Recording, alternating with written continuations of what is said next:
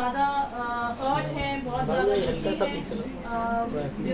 Friendship के लिए जो आप आपने सालों से अपना इतना टाइम, इतना प्यार, इतना जज्बा, इतने इमोशंस इन्वेस्ट किए हैं, यू आर रियली हर्ट। हम ये जानना चाहेंगे शुरुआत से कि क्या हुआ। फर्स्ट ऑफ ऑल मैं आप सबको धन्यवाद करना चाहूँगी कि आप सब मेरे लिए आए, so thank you very much. So thing is, आज मैं आपके सामने इसलिए आई हूँ, शायद मैं आना नहीं चाहती थी, मैं बाहर ही नहीं आती अगर राखी की तरफ से मुझे धमकियाँ नहीं आती। ये लास्ट 3 मंथ से मेरे साथ चल रहा है, करीबन जून से चल रहा है। राखी मुझे हरास करती है, राखी चाहती है जो वो बोले वो मैं करूं, बट मैं किसी की कठपुतली नहीं हूं।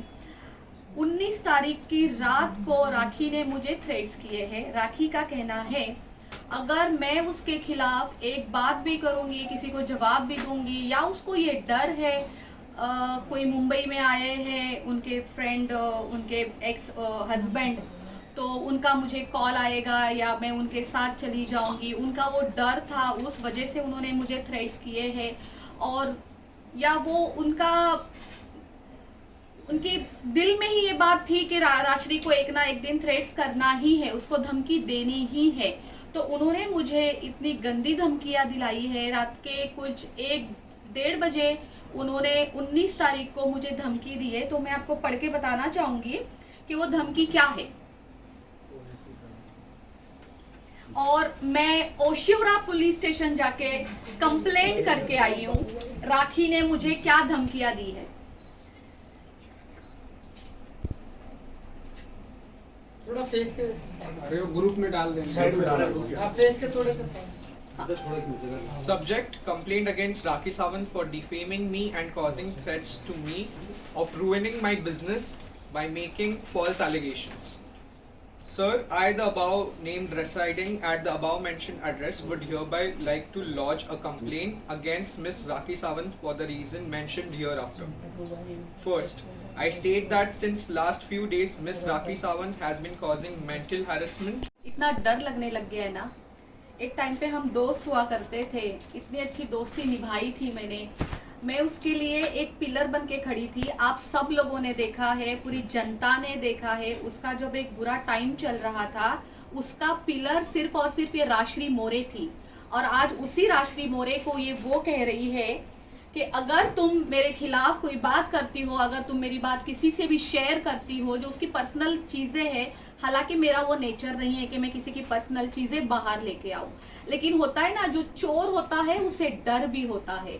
तो चोर इस तरीके से डर चुका है, इस वजह से उसने मुझे इस तरीके से धमकी दी है। आज इतना डर लग रहा है, आप यकीन नहीं करेंगे, मैंने कुछ देर पहले अपने सिक्योरिटी को नीचे कॉल किया है, जो हमारे मैनेजर है हमारे सोसाइटी के, मैंने उनको कॉल किया और मैंने कहा इस बात का ध्यान रखना कि राखी सावंत हमारे गेट के अंदर कभी जिंदगी में ना आ जाए।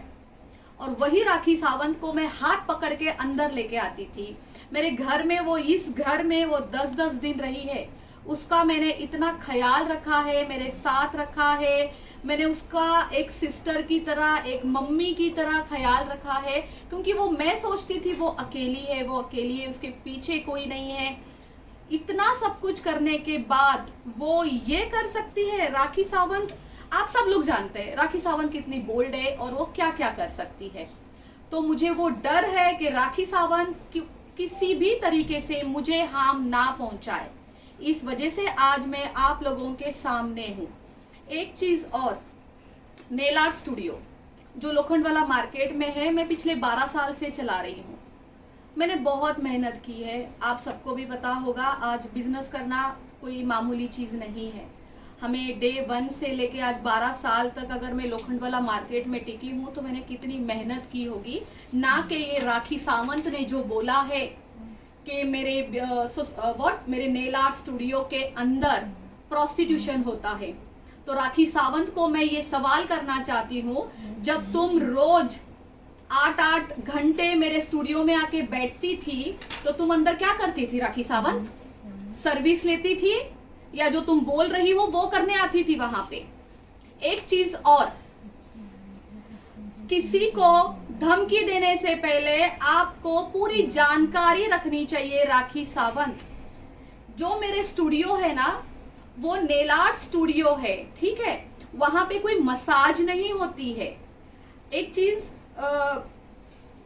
जैसे, हाँ, डे 1 से मैं आपको दिखा सकती हूँ, मेरे पास मेरे सारे एग्रीमेंट्स है कि मेरा नेल आर्ट स्टूडियो सिर्फ और सिर्फ हम लेडीज के लिए चलाते हैं, ओनली फॉर लेडीज। हमारे यहाँ एक सेल्समैन भी होता है ना, वो भी अंदर अलाउड नहीं है, उसको भी बाहर से नॉक करना पड़ता है। वो बाहर खड़ा रहता है, फिर कोई अंदर से बाहर जाके उसको अटेंड करता है।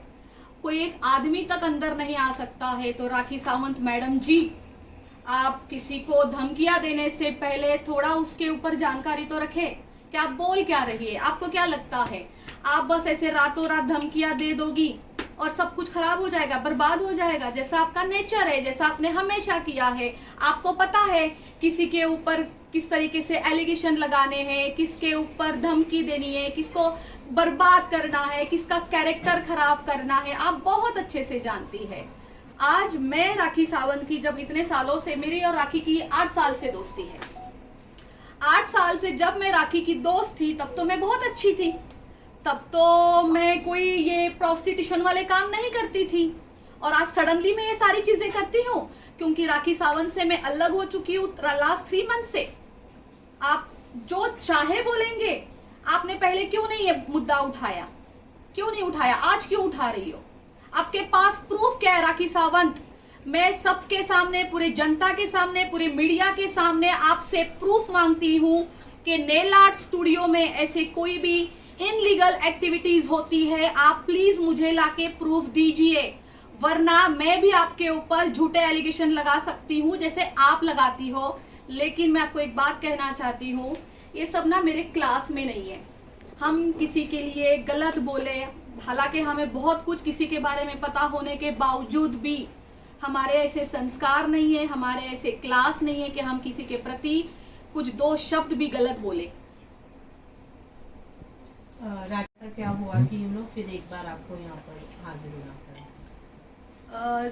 मैं दुबई से आई थी 4 तारीख को जी, और ये 5 तारीख की बात है। 5 तारीख की मॉर्निंग में फाल्गुनी, जो हमारी कॉमन फ्रेंड है, जो एडवोकेट फाल्गुनी है, उन्होंने हमारी कॉन्फ्रेंस करवाई राखी की, मेरी। और फाल्गुनी चाहती थी कि जो भी झगड़े हुए वो ख़त्म हो जाए। तो उस कॉन्फ्रेंस में मेरा और राखी का बहुत फाइट हो गया, बहुत झगड़े हो गए। हालांकि राखी क्या गंद बोल रही थी मैं आपको बताना नहीं चाहती, मेरे पास रिकॉर्डिंग है, ठीक है। देन उसके बाद राखी का मुझे 10 मिनट के बाद कॉल आता है, राशि तू मुझे बैक रोड पे मिल 10 मिनट के लिए, मैं तुझसे कुछ बात करना चाहती हूँ। मैंने कहा ठीक है। मैं जैसी थी मैं वैसी ही निकली थी। वो वीडियो आज भी अभी आप निकालो तो आपको पता चलेगा, मैंने ब्लू कलर की शर्ट पहनी थी, मेरे बाल भी ऐसे खुले थे, जैसे मैं यहाँ पे घर पे पड़ी हुई थी मैं वैसे ही निकल गई थी।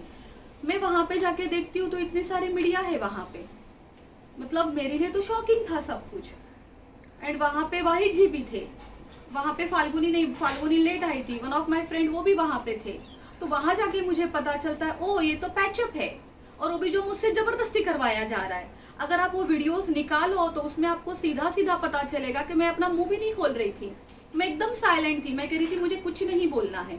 वो सब राखी का एक ड्रामा था लोगों को दिखाने के लिए, ताकि उसके लिए मैं कुछ ना बोलूं, आप तक, जनता तक उसकी कोई चीज बाहर ना आए, इस वजह से उसने ये किया था। रिलेशन निकल गया राखी सावंत। मैंने इतनी हिम्मत की अपने जिंदगी से एक टॉक्सिक रिलेशन निकालने के लिए। अगर दुबई ना जाती तो शायद मुझ में इतनी हिम्मत भी ना आती। राखी सावंत ने मुझे कहा था कि उसका दुबई में क्लब ओपन हो रहा है। वो बहुत खुश थी। उसने मुझे कहा था कि तुम्हें तो आना ही पड़ेगा। I said okay. मैं तो इतनी खुश थी कि राखी की टिकट्स भी मैंने करवाई थी। हालांकि अगर उसका क्लब था तो उसको मेरी टिकट्स करनी चाहिए, ऐसा नहीं हुआ। मैंने राखी की टिकट्स करवाई। हम लोग यहाँ से दुबई जाते हैं, हमारा एक दिन बहुत अच्छा जाता है। हम 20 तारीख को यहाँ से जाते हैं, हमारा 21st यस हमारी बहुत अच्छे से जाती है। 22nd को हम यॉट में घूमते हैं, वो भी काफ़ी अच्छा था। 23rd को ओपनिंग थी। वहाँ जाके मुझे पता चलता है कि ये क्लब राखी सावंत का नहीं है, उसको केवल और केवल ओपनिंग के लिए बुलाया था, वो एक रिबन कट करने के लिए बुलाया था, दैट्स इट। वो क्लब उसका नहीं था। एंड अचानक शाम को कुछ करीबन 5 साढ़े 5 बजे ऐसा होता है, राखी मुझे कहती है एक काम कर, जो ऑनर है, जो क्लब के, जो होटल के ऑनर है, उनके पास जाए और आप उनको बोलिए कि मुझे ड्रेस के पैसे चाहिए और मुझे मेकअप के पैसे चाहिए। मैंने कहा राखी ये मैं कैसे कर सकती हूँ, ये तो काम मेरा नहीं है। पहली बात राखी, आप लोगों ने क्या डील की है ये तो मैं जानती ही नहीं हूँ कि आपके डील में क्या क्या लेना होता है, देना होता है, आपका प्रोफेशन ही नहीं मुझे पता है।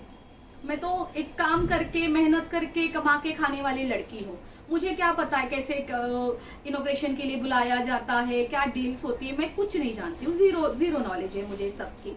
तो मुझे कहती नहीं, तुझे तो जाना ही पड़ेगा और तुझे बताना पड़ेगा उनको कि मैं एक इंडिया की टॉप एक्ट्रेस हूँ और मुझे ड्रेस के पैसे चाहिए और मुझे मेकअप के पैसे चाहिए। मैंने कहा राखी, सबसे पहले तो आप ये बात जानिए, मैं आपकी मैनेजर नहीं हूँ, मैं एज अ फ्रेंड आपकी खुशी में यहाँ पे खुश होने के लिए आई हूँ, ठीक है? तो आप अपना काम खुद करें, आपने खुद आपकी खुद की डील की है तो आप खुद जाके सब कुछ करिए। देन उसने फ्रंट ऑफ, मेरे ख्याल से वहाँ 10-15 लोग होंगे, उसने सबके सामने मुझे जलील करना स्टार्ट कर दिया कि तू हमेशा यही करती है, तेरा तो, तू आदिल के टाइम पे भी ऐसा ही करती थी, तू आदिल को कुछ नहीं बोलती थी, तू आज यहाँ पर भी आके यही कर रही है। मैंने कहा राखी ये सब कुछ बंद करो, अपनी चीपनेस बंद करो, ये जो तुम कर रही हो मेरे साथ, वो भी मुझे परदेश लेके आके, तो ये सब ना करे। उस दिन ही हमारा लास्ट डे था, हम लोग साथ में रुके थे, उसके बाद हम 24 को अलग अलग हो गए थे। मैंने होटल छोड़ दिया था, मैंने कौन सा होटल था, द लीला, वहाँ जाके हमने चेकिंग कर ली थी, मैंने और फाल्गुनी ने, और हम टोटली अलग हो गए थे। और वो दिन और आज का दिन राखी से मेरे कोई संबंध अच्छे नहीं रहे हैं। हम लोग साथ में ही थे। फिर हम लोग ऊपर हॉस्पिटल में जाके जो वो रखना होता है, उसे क्या पर्टिकुलर, उसको क्या वर्ड यूज करते हैं, जो बॉडी रखी जाती है फ्रिज में, यस, वहाँ गए थे हम। फिर हमने वहाँ वो पूरा प्रोसीजर किया। वहाँ से हम सीधा घर आते हैं। आदिल वहाँ पे अवेलेबल नहीं थे। आदिल हमें मेरे घर के नीचे मिलते हैं, फिर हम सीधा ऊपर आते हैं। फिर भूख तो सभी को लगी हुई थी। फिर ये मयूर है, मेरा भांजा है, मैंने इनको बोला था खाना ऑर्डर करने के लिए, तो इन्होंने बोला था वेज या नॉन वेज, तो आई सेड वेज ही खाएंगे, क्योंकि देखो हम कोई भी हो, ऐसे ज़रूरी नहीं होता है कि गरीब अमीर नॉर्मल वॉर्मल हिंदू मुस्लिम, ऐसा कुछ नहीं होता है। किसी के घर पे कुछ बुरी घटना घटती है ना, तो इंसान के गले के नीचे तो दाल खिचड़ी भी नहीं उतरती है, राइट, ये सबको ही पता है। तो जब मैंने पूछा कि क्या मंगवाना है, देन उन्होंने बोला कि उनको नॉन वेज खाना है। तो हाँ, हमारे घर पे उस दिन बिरयानी आई थी, चिकन चिल्ली आई थी एंड फ्राइड राइस आया था, और वो सब ने खाया था। तो मतलब राखी ने खाया था? राखी ने खाया, मैंने खाया, आदिल ने खाया, मयूर ने भी खाया, एक दोस्त मेरी और थी संगीता, उसने भी खाया जी। क्योंकि राखी कह रही कि ये उस दिन का फुटेज नहीं है, ये पहले का सेम साड़ी था, सेम साड़ी है लेकिन पहले का फुटेज है। वो साड़ी भी मेरी थी, वो जो उसने साड़ी पहनी है वो साड़ी मेरी थी। हमें नहीं पता था कि उस दिन उनकी मम्मी की डेथ होने वाली है। वो कुछ ग्लैमरिंग ऐप होता है ना, वो जो क्या करते हैं लोग, हाँ ग्लैमरिंग कुछ ऐप होती है, वो उसका शूट यहाँ पे खड़े होके चल रहा था, ठीक इस टीवी के पास चल रहा था। ये सब कुछ होने के बाद हम सीधा हॉस्पिटल गए। हॉस्पिटल जाने के बाद हमें पता चलता है उनकी मम्मी की डेथ हो गई। हमारे सामने ही बोली गई थी वो बात, ऐसी नहीं था कि वो डेथ पहले हुई थी, अभी वो हॉस्पिटल वालों को पता क्या है, बट लेकिन डिक्लेयर हमारे सामने की गई है कि भाई अभी अभी डेथ हो गई है। और वो साड़ी, वो सब कुछ फुटेज उसी दिन का था, वापस उसी साड़ी में घर पे आए हुए हैं। वो साड़ी आज तक मुझे रिटर्न नहीं दी है, ना दोबारा पहनी है। तो नहीं, हम लोग फिर साथ में एंड में ही सब लोग नीचे उतरे थे, एंड में ही आए थे। ओके, एक बड़ा इल्ज़ाम जो आप पर लगा है राजश्री, वो ये है कि आदिल को जेल पहुंचाने के पीछे आपका हाथ है, और उनके रिश्ते को तोड़ने, मतलब जो उनका रिलेशन आदिल और राखी का रिलेशन नहीं चला, उसके पीछे भी आपका हाथ है। इस बार और क्या जो सेकंड रिलेशनशिप भी था, if I am not wrong, वो भी ऐसा दावा किया जा रहा है कि बीच में जो नाम आ रहा था लक्की का नाम आ रहा था। हाँ, तो हम एक एक रिलेशन के हिसाब से चले। हाँ। सबसे पहले तो आप मुझे वो क्रेडिट दीजिए जो आप मुझे दोबारा ये सवाल करिए जो आप कर रहे थे। आदिल आदिल का क्या हुआ? कि आदिल बता का और उनका रिलेशन दोनों में से एक बोलिए ना। हाँ, हाँ, आदिल और आपका रिलेशन तोड़ाने के आदिल और राखी का रिलेशन तोड़ाने के पीछे आपका हाथ है। मेरा हाथ है। हाँ, और जेल पहुंचाने के पीछे भी आपका हाथ है। वाओ, आपको लगता है सबसे पहले आदिल मेरा पति था या राखी का पति था? राखी का पति था, ठीक है।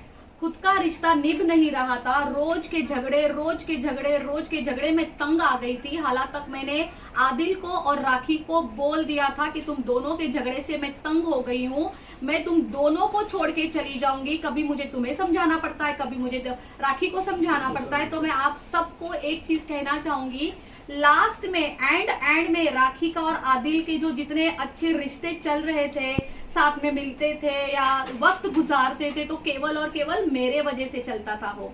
मैं आज भी, मेरे पास रिकॉर्डिंग है, मैं अभी चालू कर सकती हूँ, मैं अभी चालू कर भी दूंगी, क्योंकि मुझ पर बहुत बड़ा एलिगेशन किया गया है कि इन दोनों का रिश्ता मैंने तुड़वाया है। अगर ऐसा था तो राखी ने मुझसे दोस्ती क्यों रखी थी? राखी कोई बच्ची थी? राखी छोटी बेबी थी कि राखी मेरे पास आती थी, मैं उसको दूध पिलाती थी, मैं उसको पट्टियां पढ़ाती थी, फिर जाके वो आदिल से लड़ती थी, फिर उससे झगड़े करती थी। एंड इतनी बड़ी बात कि आदिल को जेल में डालने का हाथ मेरा है। मैं वहां पे अवेलेबल थी जब ओशिवरा पुलिस स्टेशन में उसका केस दर्ज नहीं हो रहा था, उसके ऊपर FIR नहीं हो रही थी आदिल के ऊपर। सीनियर ने मना कर दिया था कि नहीं, हम FIR नहीं लेंगे, हम 377 नहीं लेंगे। मैं गलत हो सकती हूँ धाराएं बोलने में, मुझे धाराएं नहीं पता चलती है क्या है क्या नहीं।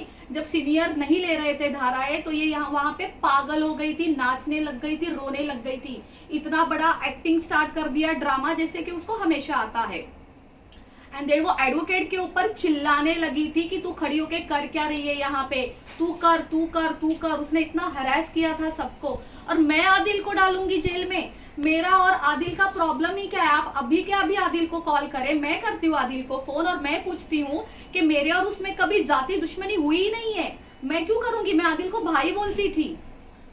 आपने कहा कि एडवोकेट फाल्गुनी जी को के ऊपर उन्होंने किया था, मतलब आप एडवोकेट के बारे में आप बोल रहे हैं? आपने बोला कि आदिल और मेरे बीच में कभी कुछ नहीं था, लेकिन आदिल का एक स्टेटमेंट जो है वो आया था, वो ये है कि मैंने जब राखी ने मुझे घर से बाहर निकाला था तो मैंने राक्षी को फोन किया था कि उसने मेरी जिंदगी बर्बाद कर दी है और अब मैं रितेश से, वो शादीशुदा है, ये बात के लिए कंप्लेन करने पुलिस स्टेशन जा रहा हूँ। तो राक्षी ने पीछे से राखी को फोन करके ये वाली बात बता दी, जिसके बाद राखी ने ये सारी चीजें की। ओके, तो मैं आदिल को ये बात पूछना चाहूंगी कि आदिल ये बात प्रूफ करके दिखा दे कि मैंने राखी को कॉल किया था और मेरे कॉल के बाद राखी ने तुम्हारे साथ ये सब कुछ किया है और फिर पुलिस को बुलाया है और फिर तुम्हें पकड़वाया है।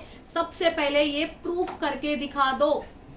आदिल को अभी मैं, जैसे कि मैंने अभी थोड़ी देर पहले ही बोला कि मैं लगाने के लिए राखी के ऊपर भी एलिगेशन लगा सकती हूँ, तो वैसे मैं आदिल के ऊपर भी एलिगेशन लगा सकती हूँ, बट मुझे लगाने नहीं है। ये मेरे क्लास को, मेरे डिसेंसी को शोभा नहीं देते हैं। झूठ मुझे बोलना नहीं आता है। आप दोनों का रिश्ता आप दोनों से ही नहीं संभला गया, तो मुझे क्यों मोहरा बना रहे हो?